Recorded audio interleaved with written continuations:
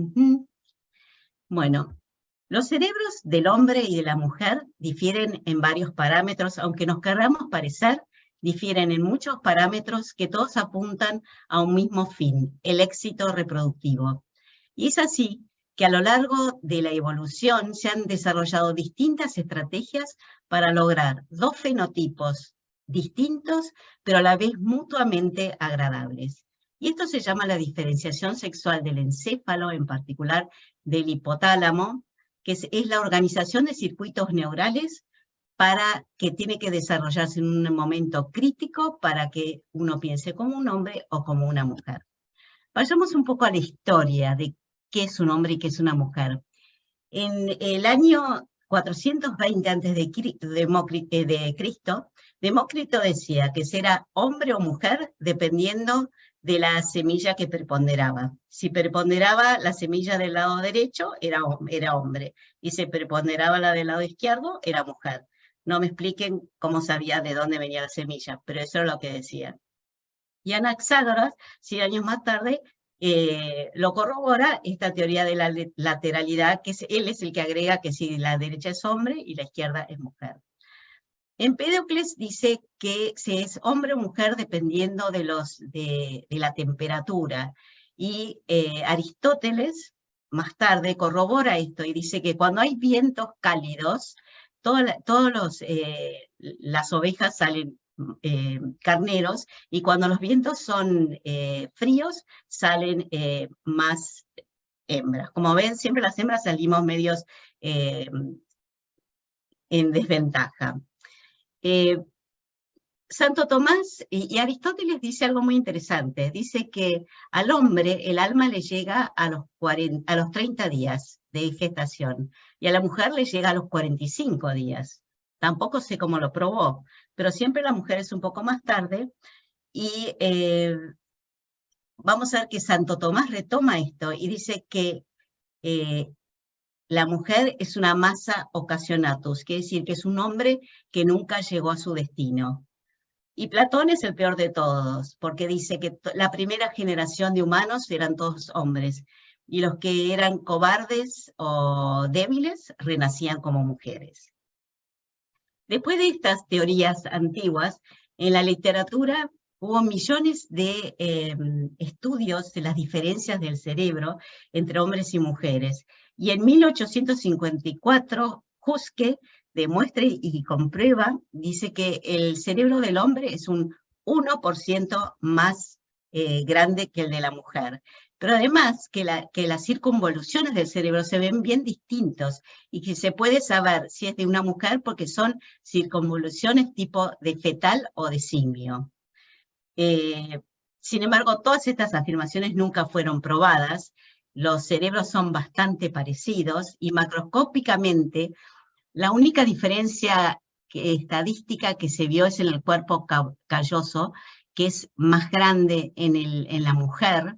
Y este es un órgano del cerebro que conecta los dos hemisferios. Eso quiere decir que nosotros estamos mucho más conectados que los hombres y podemos hacer mucho más cosas a la vez. En cambio, el hombre no puede caminar y comer chicle a la misma vez. Eso será por nuestro cuerpo calloso. Pero a su vez, los hombres salen adelante porque la comisura anterior es más grande, que también une ambos hemisferios. Se vio que es estadísticamente más grande en los hombres que en las mujeres. Pero ninguna de estas afirmaciones tiene ninguna relevancia en las diferencias de nuestros cerebros.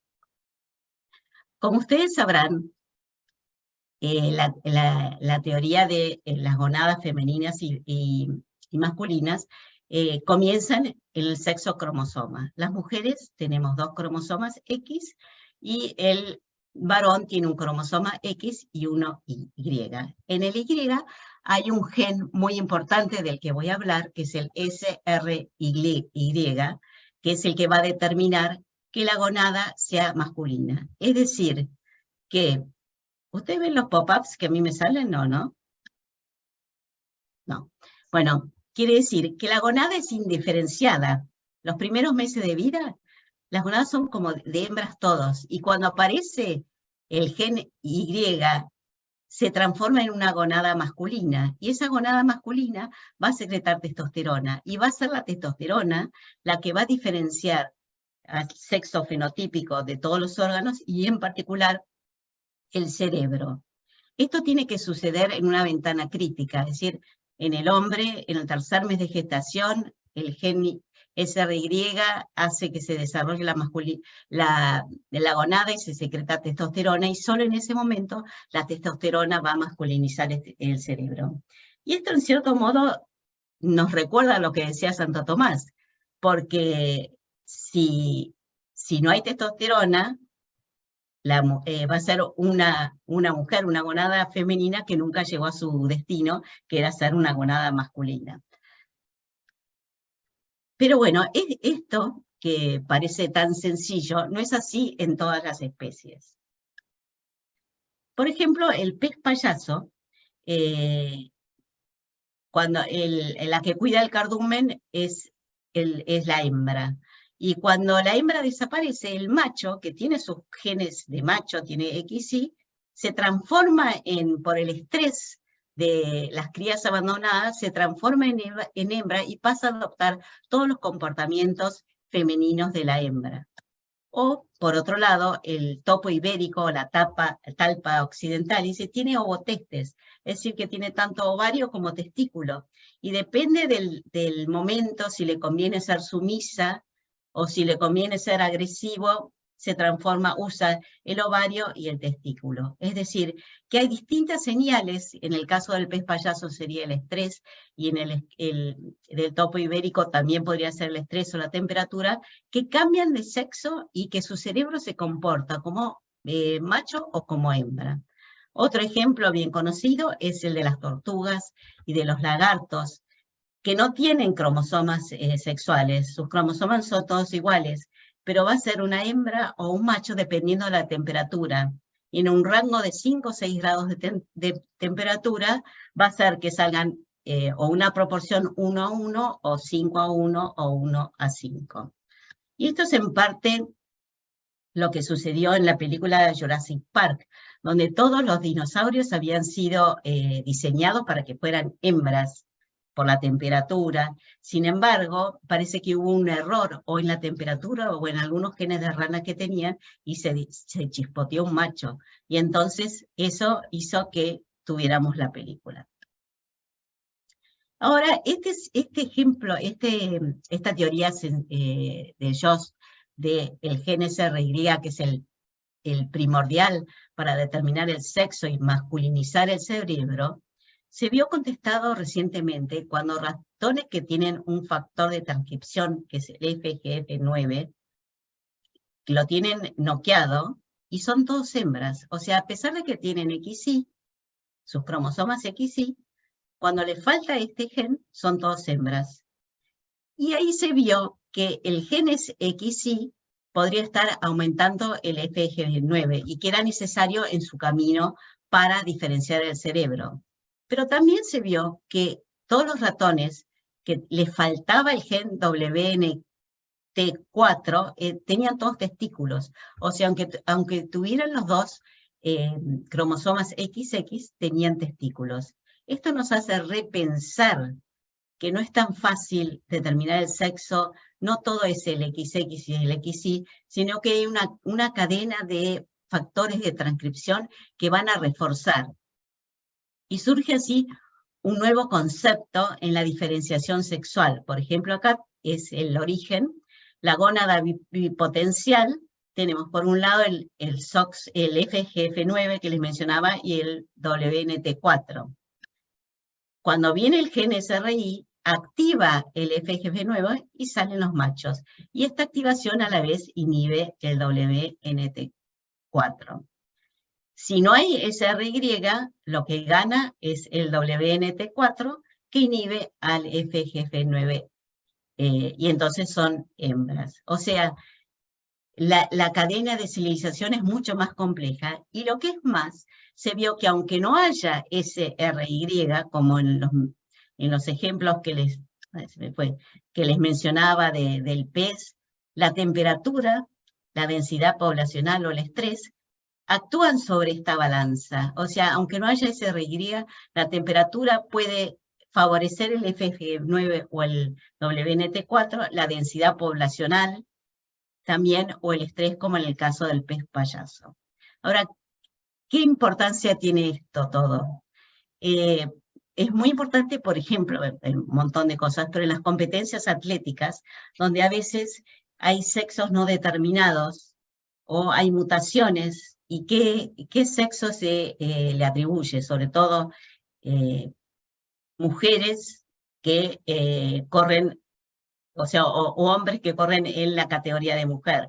¿Y cómo se hacía esto a lo largo del tiempo para saber si era un hombre o una mujer? En 1936, cuando había una duda, si había una mujer demasiado grande y no sé, se veía el sexo anatómico, que como sabemos no es suficiente. En 1948, en las competencias atléticas, se pedía cartas de los médicos que aseguraran que era un hombre o que era una mujer. Esto tampoco era suficiente. En 1967 se usó el test bucal del corpúsculo de Barr, pero se vio que tenía errores de 1 en 400 de falsos positivos. En 1992 se empezó a usar el PCR del gen SRY, pero como yo les dije, a veces el SRY puede estar, pero pueden fallar los genes río abajo. Y también se pidió que se les medía la testosterona a estas mujeres altas o corpulentas, y la testosterona tenía que estar baja o se la tenían que bajar cuando había un intersexo que no se sabía bien en qué, si hacerlas correr en las carreras de hombres o de mujeres. Y esto nos recuerda, no sé si ustedes conocían el caso de Caster Semenya, que era una corredora de África, de un pueblo muy, muy pobre, que era una velocista increíble, y empezó a ganar todas las carreras, y en los Juegos Olímpicos ganó todas las medallas, pero claro, empezaron a acusarla de que era un varón. Le hicieron el test anatómico y era una mujer. Le hicieron el test del PCR y sigue siendo una mujer. Y después, hilando más fino, se vio que tenía una mutación, y por eso no tenía genitales masculinos y tenía algunos genitales masculinos, pero era una mutación. Y esto es algo muy difícil, porque ¿dónde uno podría encasillar a esas mujeres que tienen una mutación? ¿Tiene que prohibirles correr o no? Porque hay muchas mutaciones en las carreras. Por ejemplo, los velocistas negros tienen mutaciones en sus fibras distintas a las de los blancos, y por eso ganan. Y nadie dice que no corran o les prohíben participar. Hay el caso también de un esquiador muy famoso que ganó siete medallas olímpicas y que tenía mutada la eritropoyetina, entonces podía retener mucho más oxígeno, y nadie dijo que lo sacaran de la competencia. Sin embargo, a las mujeres que tienen mutaciones en la determinación del sexo, todavía no está bien determinado dónde ponerlas. Incluso si ustedes en las próximas Olimpiadas ven, siempre hay todas las mujeres y hay alguna más alta que sobresale. Y durante mucho tiempo les hicieron tomar durante 6 meses para bajar la testosterona, que algunas tenían más altas. Y eso les hacía mucho mal, así que es un problema no resuelto, y que justamente se relaciona a la charla que hoy, que es la diferenciación sexual del encéfalo y en este caso también del cuerpo. Voy a dividir la clase en tres áreas. Primero hablo de las hormonas, después de la genética y después de la epigenética. Como este es un caso mayormente de endocrinología, voy a hacer más énfasis en las hormonas. Las hormonas sobre el cerebro tienen dos efectos distintos: activacionales y organizativos. Activacionales es en el momento. Yo le doy a alguien estrógeno y le sube la prolactina, se lo saco y le baja. Eso es activacional. Pero lo que nos interesa es el efecto organizativo. Yo le doy a un roedor estrógenos o testosterona al nacer, y su cerebro va a ser permanentemente diferenciado. Y esos defectos organizativos son los que los que arman el hipotálamo para que por un lado secrete las hormonas de forma de mujer, de macho, ahora voy a hablar de roedores, de macho o de hembras, y que el comportamiento sea la monta en el macho y la lordosis en la hembra. Acá tenemos, por ejemplo, un patrón sexualmente diferenciado que ustedes conocen muy bien, y que es que las hembras, esto es la secreción de LH o hormona luteinizante. Si nosotros a las hembras les damos estrógenos, se produce un feedback negativo y la leche baja. Si luego damos otro bolo de estrógeno, se produce un pico de LH que luego fase, simulando lo que sucede en la ovulación. En el macho, en cambio, si nosotros damos estrógenos, la LH baja y aunque le volvamos a dar estrógenos, nunca sube, porque se ha organizado su cerebro de forma de no producir ese pico de LH porque no lo necesita, porque nunca va a ovular. Esto mismo sucede con la lordosis o la monta. La hembra, cuando le damos estrógenos, también tiene un comportamiento de lordosis que no lo va a tener el macho porque no lo necesita. Otro patrón sexualmente diferenciado en roedores y también en humanos es el de FSH. FSH en la hembra, cuando nace, es bien alto, es tipo premenopáusico. Luego baja hasta tener el primer pico ovulatorio. En el macho, en cambio, los patrones van subiendo lentamente hasta llegar a la peripubertad. Esto es de FSH. Y si nosotros damos estrógenos en el momento de nacer, aniquilamos estas diferencias porque estamos cambiando la diferenciación sexual del encéfalo. Y esto nos hace acordar un poco a qué sucede en el humano durante la gestación, que también las mujeres, los fetos mujeres tienen un FSH muy alto y los varones tienen un FSH bajo, y cuando empieza el testículo a secretar estrógenos, bajan ambos niveles de hormonas. Quiere decir que lo que yo les describa para roedores podría tener algún efecto también durante la gestación, en el tercer mes de gestación, que es cuando se diferencia el cerebro en mujer o en varón. Y hay muchas teorías que hablan de los efectos hormonales sobre el cerebro. Así como yo les dije de las gonadas que quedan indiferenciadas, se piensa que el cerebro es femenino por default, que es este colorado, y que solo cuando empieza a actuar los andrógenos se masculiniza en distintos grados hasta llegar a ser un cerebro totalmente masculino. Esto, como les digo, en roedores ocurre en el nacimiento. Luego se vio que no eran los andrógenos los que masculinizaban, sino que eran los andrógenos que se transformaban en estrógenos, ya que si uno daba antagonistas de estrógenos, impedía la masculinización del cerebro y la masculinización del comportamiento. La tercera hipótesis decía que en realidad el cerebro o el hipotálamo no era hembra por default, no era ni chicha ni limonada. Y lo que necesitaba era tener estrógenos, y por eso se vio que los fetos, si estaban entre dos hembras, eran más femeninos que si estaban entre dos varones. O sea que necesitaba un toque de estrógenos para ser una hembra totalmente diferenciada en su cerebro, y que luego los andrógenos o estrógenos en niveles más altos desdiferenciaban ese comportamiento femenino y lo transformaban en masculino.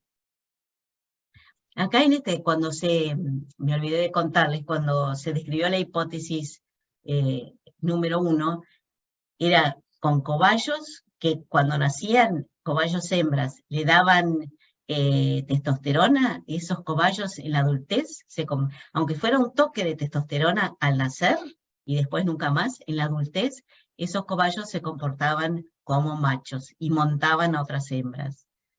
Por otro lado, si en conejos se los castraba al nacer, es decir, se sacaba esa fuente de testosterona masculinizante, y luego en la adultez se les colocaba un ovario en el ojo, ese ovario ciclaba, indicando que La ausencia de testosterona al nacer había permitido que ese cerebro siguiera femenino toda su vida.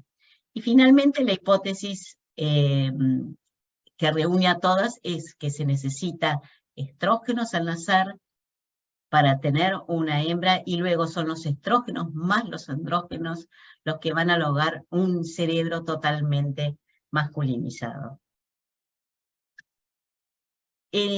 Usando roedores, los esquemas experimentales son el siguiente. Tenemos la hembra con sus ovarios intactos, el macho, todos al nacer.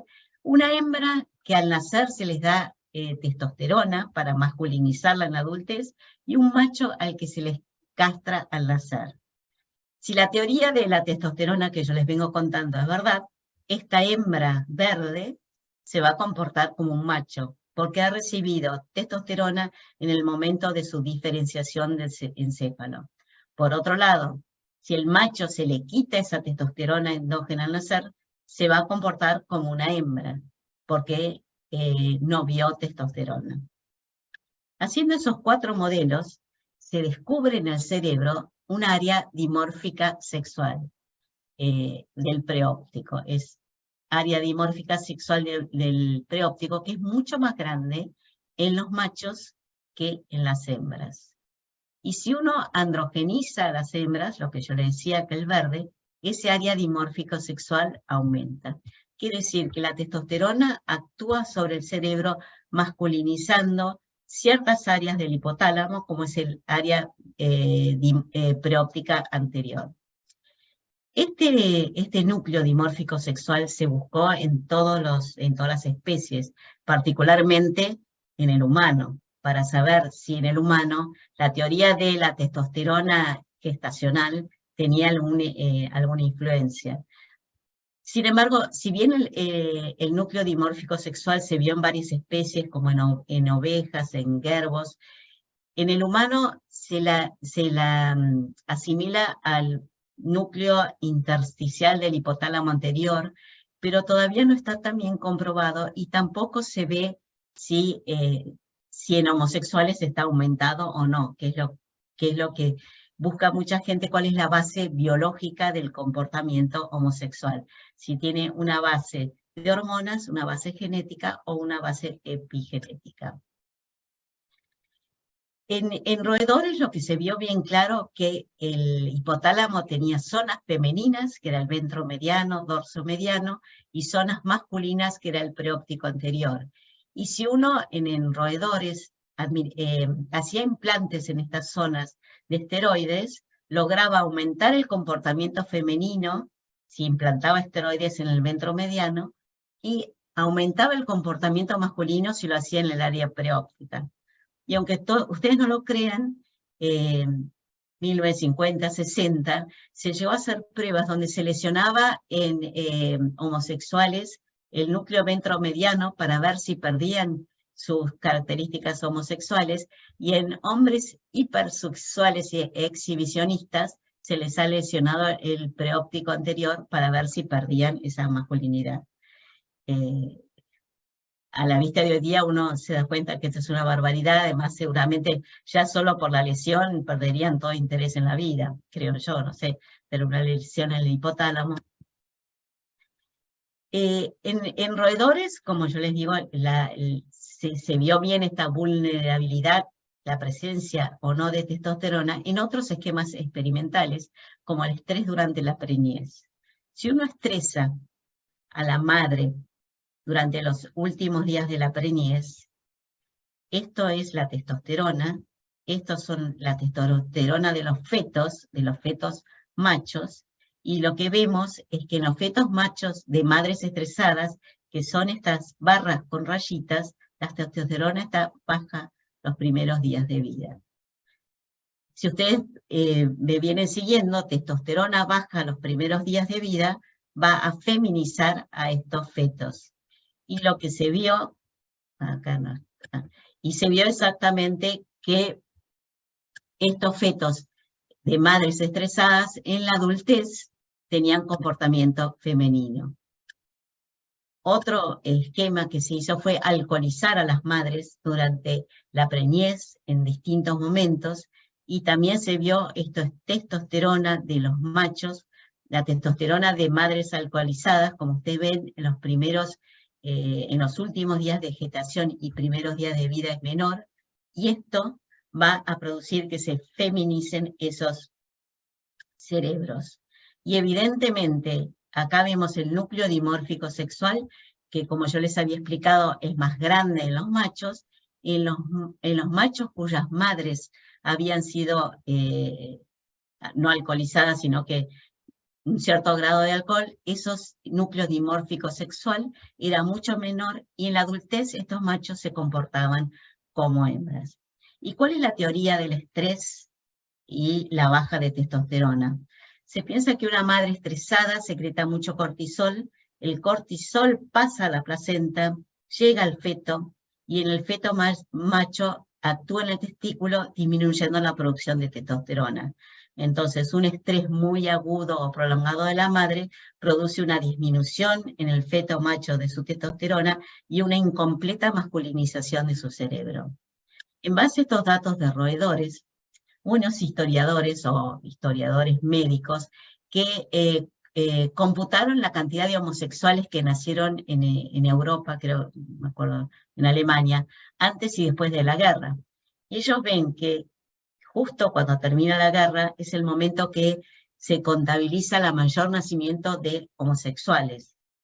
Y por otro lado, hacen la prueba en homosexuales de dar estradiol más estradiol en 2 momentos, y lo que vemos acá en los puntos abiertos es lo que pasa en un hombre normal. Se le da estradiol, baja el LH, como yo les había mostrado antes, y luego sube pero no llega a picar.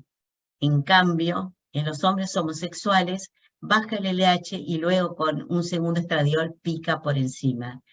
Es decir, lo que esta escuela de alemanes quiso probar es que el estrés podía bajar la testosterona, y que la testosterona era responsable de masculinizar el cerebro, y la falta de testosterona produciría una feminización del hipotálamo.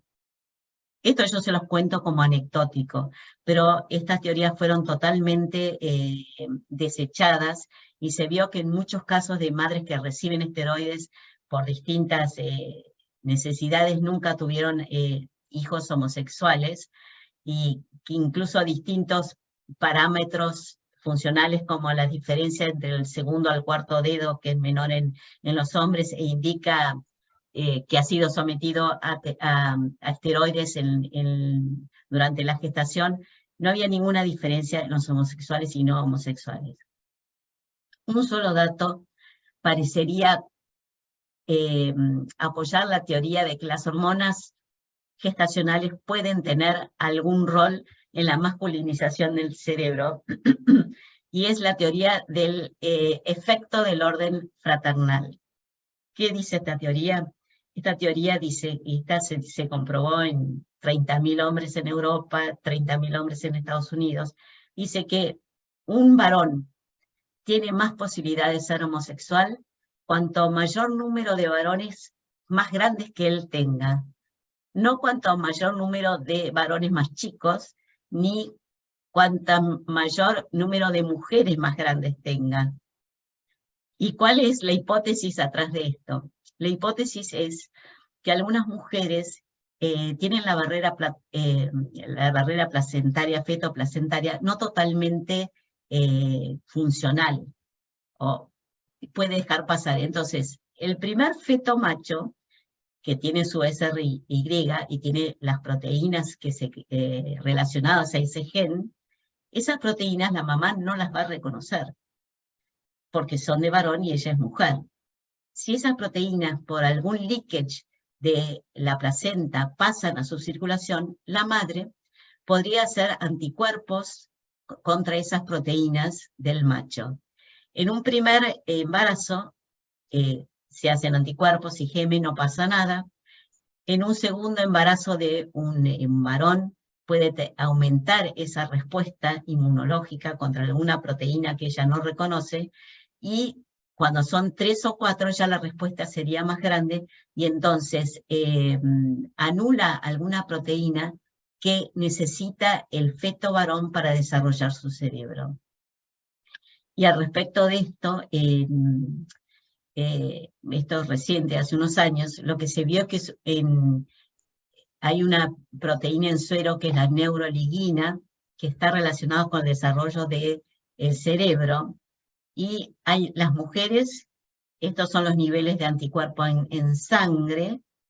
Las mujeres que no tienen hijos varones tienen este nivel, las mujeres que tienen hijos no homosexuales tienen este nivel, y las mujeres que tienen hijos homosexuales con varios varones anteriores, o sea que se pudo producir la respuesta inmunológica, tienen estadísticamente mayor cantidad de anticuerpos anti esta proteína que es importante para el desarrollo del cerebro. Esto, sin embargo, esta teoría del orden fraternal no es absoluta y dicen que se da en un 10 a 15% de los casos. Es simplemente una teoría para tener en consideración, para ver si es verdad que las hormonas intrauterinas podrían de algún modo modificar la diferenciación del encéfalo. En las distintas especies seguro que sí, en el humano no está tan claro. Pasemos a otra función del cerebro, que es la de secretar GH en forma dimórfica sexual. No sé si ustedes han tenido clases de GH ya, pero las hembras secretan GH en forma continua y los varones secretan GH en forma pulsátil muy marcada, lo que les permite crecer más. Y todo esto depende de un cerebro que esté que no haya visto, en el caso de las hembras, testosterona en el periodo neonatal, y en que en los varones haya visto testosterona para que sean pulsátiles. Y esta GH impacta sobre el hígado, que aunque ustedes no lo crean, el hígado es un órgano dimórfico sexual, que de sus 7.000 genes, 1.500 se secretan en forma sexo específica, o sea, o más en la mujer o más en los hombres. Entonces, si nosotros alteramos, como en el caso anterior, dando testosterona al nacer a un roedor, se va a alterar esta sexo especificidad de los genes del hígado. Y esto puede afectar muchas enfermedades. Lo que se sabe es que los hombres tienen mayor prevalencia en hepatocarcinoma, hepatitis crónica, colangitis esclerosante, esteatosis no alcohólica, esteatohepatitis no alcohólica, mientras que las hembras tienen más facilidad para enfermarse de cirrosis biliar, hepatitis autoinmunes y hepatitis alcohólica. Y esto, aunque uno no lo haya relacionado, depende del hipotálamo. Depende de un hipotálamo que se haya diferenciado en forma masculina o femenina y que secrete GH de la forma que necesita ese hígado. Si nosotros en el mismo esquema de antes androgenizamos una hembra, ahora vamos a ver. Esta es una enzima que es la alcohol deshidrogenasa. La hembra tiene mayor alcohol deshidrogenasa y entonces rápidamente metaboliza el alcohol. El macho tiene menos alcohol deshidrogenasa, entonces le queda más alcohol en sangre. Y acá ustedes ven que a este le dimos etanol y están dormidos. A las hembras les dimos al mismo tiempo y como metabolizaron ya están chochas de la vida. La hembra androgenizada, en cambio, responde como un varón. O sea que la diferenciación del encéfalo es importante no solo para la reproducción, sino para la salud del hígado. Y lo que se ve acá es que las hembras consumen, perdí el coso, acá, que las hembras consumen más alcohol que los machos, las hembras androgenizadas consumen menos, que tienen una preferencia mayor las hembras y que la hembra androgenizada se le cambió. Otra proteína del hígado que es sexualmente dimórfica y depende de la hormona de crecimiento son las proteínas urinarias, que son unas proteínas que en roedores y en otras especies son muy importantes para marcar el terreno y para atraer a la hembra y para su agresividad. Esta proteína es mucho mayor en machos que en hembras. Si nosotros feminizamos el cerebro, en este caso es con un transgénico, esta proteína, acá es el gen y acá la proteína, baja marcadamente. Es decir, el macho pierde su capacidad de marcar el territorio. Y lo vemos acá en un test de agresividad. Si nosotros ponemos a un macho, que es este, contra otro macho, en un test que se encuentra en la mitad, se empiezan a leer y se forcejean a ver quién va para atrás, quién va más para atrás, y vemos que van para atrás, y en igual cantidad, cuando son dos machos normales, van igual cantidad para atrás. Si ponemos frente a una hembra, como al macho no le importa ganarle a la hembra, el macho va para atrás, se retira y como que perdió, no es que perdió la batalla, es que en este caso no le interesa. Y si nosotros al macho que tenía su cerebro diferenciado en forma equívoca y menos que H, el macho cree que es una mujer cuando lo ponemos con este macho feminizado y se va para atrás. O sea que le hemos feminizado el comportamiento de agresividad y acá es el de territorialidad, porque generalmente los machos cuando no sé si los gatos serán lo mismo, pero los ratones, si hubo un ratón macho antes, hacen mucho pipí encima para marcar su territorio. Si es una hembra, no. Y cuando nosotros feminizamos el cerebro de ese macho, ya el macho hace menos pipí porque cree que es una hembra. O sea que la importancia de la masculinización y la feminización del cerebro no es solo para la reproducción, sino es para distintos comportamientos importantes que en el fondo apuntan hacia la reproducción, porque la agresividad, la territorialidad, todos apuntan, tienen un fin reproductivo hacia el final. Ahora hablemos un poco de genética, porque nosotros estamos diciendo que todos son las hormonas, pero las células del cerebro tienen dos complementos de cromosomas distintos, las hembras XX y las hembras XY, y esto podría de algún modo modificar cómo se está construyendo ese cerebro. Y lo que es difícil ver cómo se construye un cerebro sin la presencia de testículos y de ovarios. Se hacen cultivos específicos y se vio que distintos complementos de cromosomas hacen crecer distinto a las células del cerebro. Es decir que hay algo en esos cromosomas que también impactan sobre nuestras funciones neuronales. Y para estudiar esto se encontró un mutante que era espontáneo, que era el XY, que carecía de ese gen SRY. Como yo les dije, el gen SRY era el importante para la diferenciación del testículo. Entonces, estos tienen cromosomas de varón, pero son mujeres, porque al no tener SRY no hay testosterona. A estos ratones, por ingeniería genética, se les agrega un SRY y entonces ahora sí, tienen sus cromosomas de macho y además tienen testículos. Y después se los cruza con una hembra que tiene sus dos XX. La cruza, si hacemos todo el juego, va a dar una serie de fenotipos distintos. Ustedes fíjense acá. La hembra puede ser XX o puede ser X y menos. En estos dos casos va a ser hembra. Y en estos dos casos va a ser macho. Sin embargo, su complemento de cromosomas es distinto. Unos tienen XX y otros tienen XY. Esto se estudió para ver, se estudiaron todos los cerebros de estos ratones, para ver si había alguna diferencia que no se relacionaba a la presencia de ovarios y testículos, sino si se relacionaba a las diferencias estas de cromosomas, de complementos de cromosomas.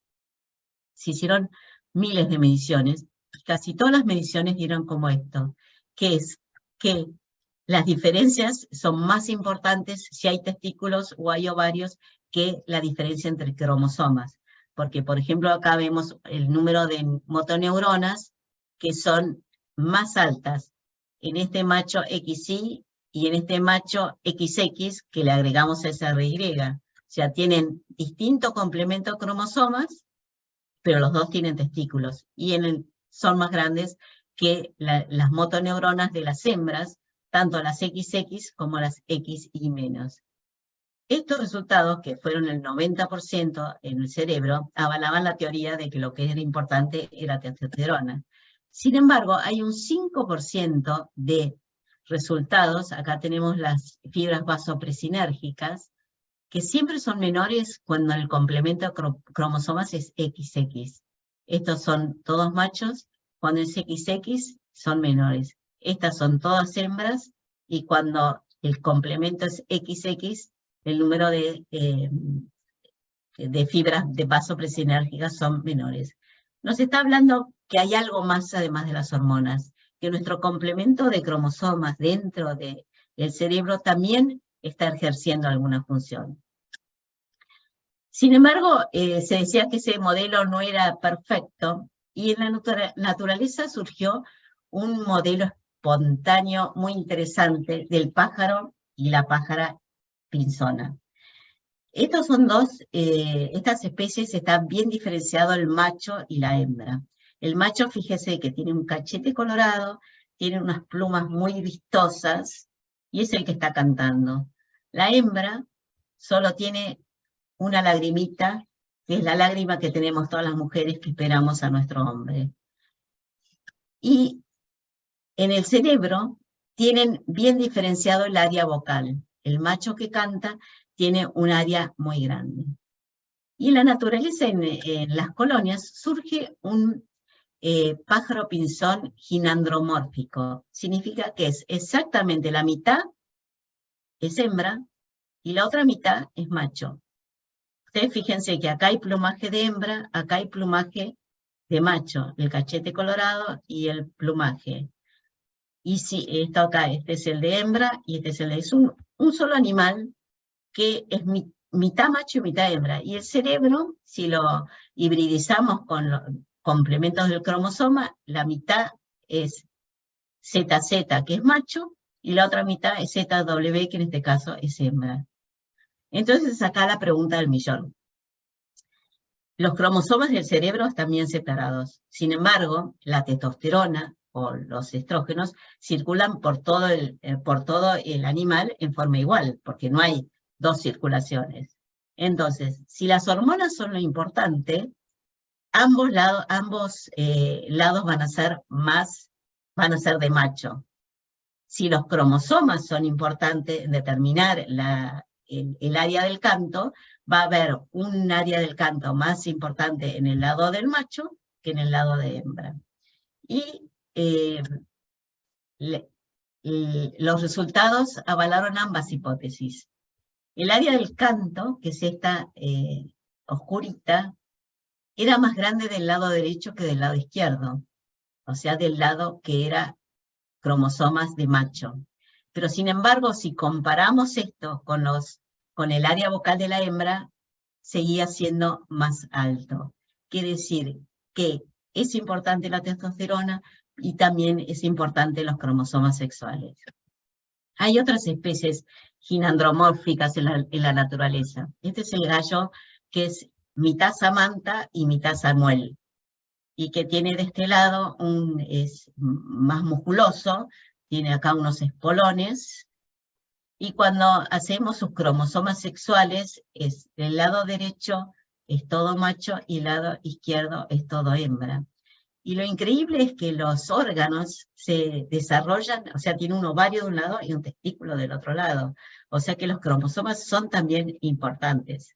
Ahora, este animal está siendo analizado en el Rosling, donde fue lo de la oveja Dolly, y sus creadores o los que lo encontraron dicen que Samuel se comporta como un macho cuando está como machos, pero cuando está como hembras medio que se confunde. O sea que la parte del cerebro todavía no ha sido estudiada en profundidad, como en el caso del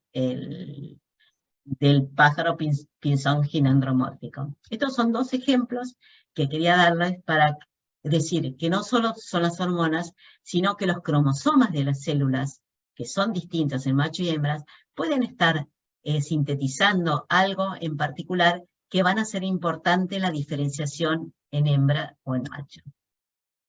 Y pasemos a la última parte de esta clase, que es la epigenética. La epigenética es todo aquello que ocurre por encima de los códigos genéticos que tenemos. O como diría Ortega y Gasset, yo soy yo y mis circunstancias. Estos son gemelos univitelinos monocigóticos. O sea que su genoma es exacto. Todo a lo largo del genoma es exacto y sin embargo tienen pequeñas diferencias. Lo mismo las vacas mellizas monocigotas univitelinas, sus marcas, sus manchas en el cuerpo son distintas. ¿Y por qué sucede esto si tienen los mismos cromosomas, la misma secuencia genética? Y esto sucede por el epigenoma. El epigenoma es todo aquello que modifica la traducción del ADN. En particular son marcas, se llaman marcas epigenéticas o epimarks.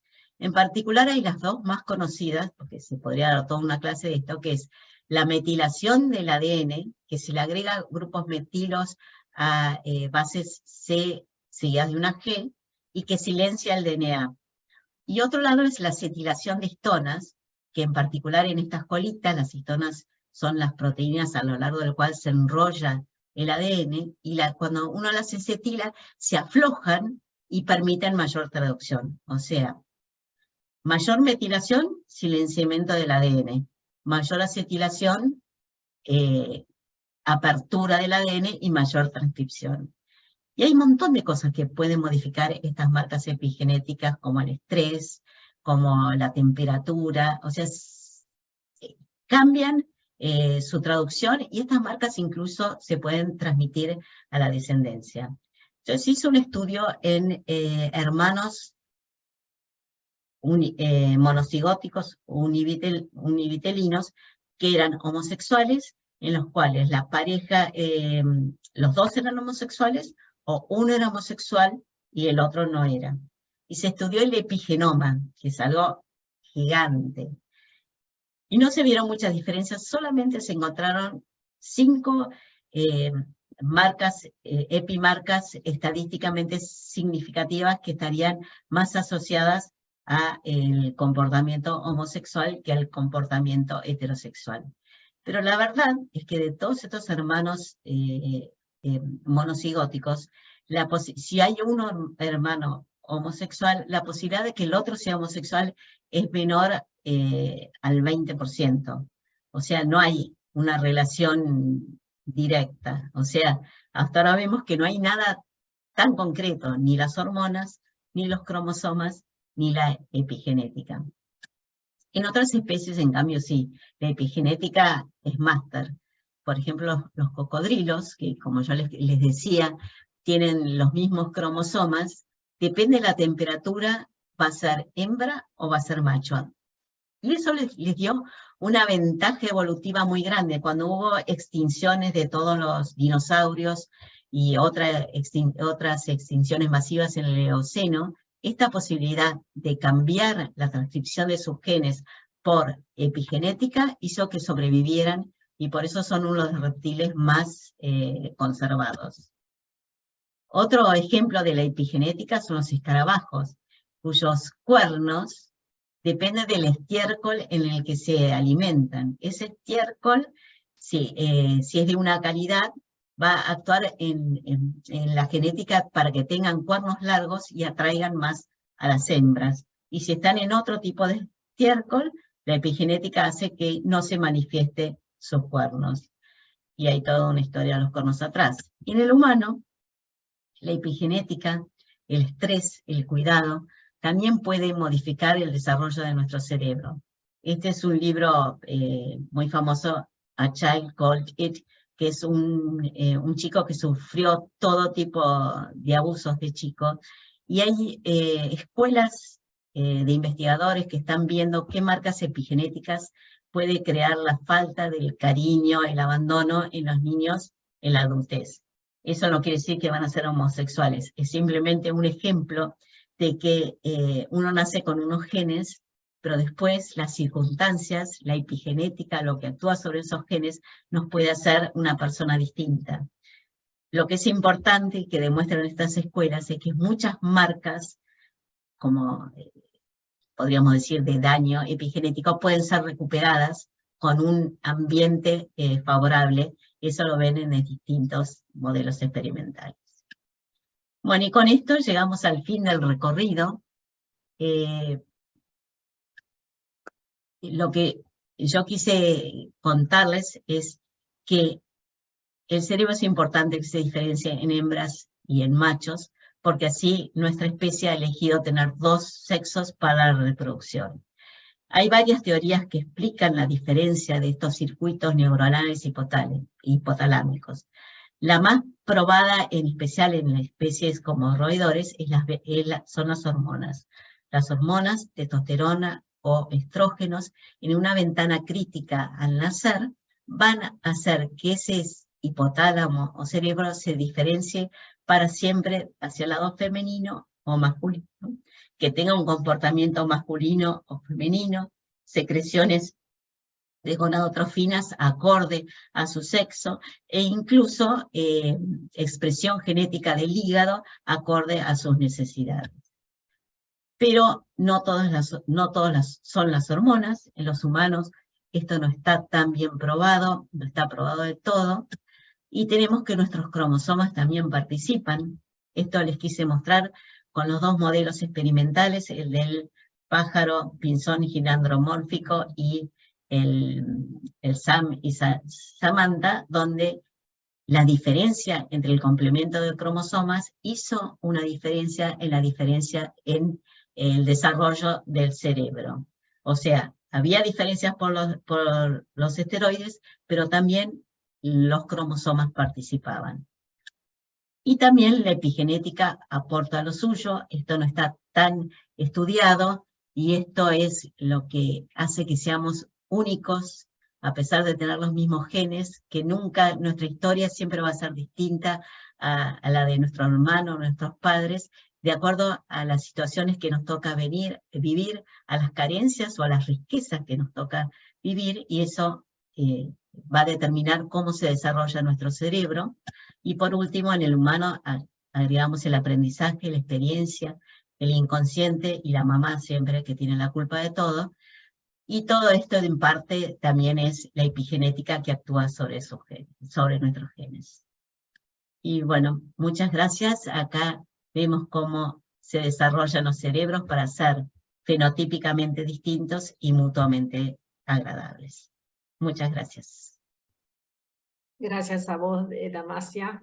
Bueno.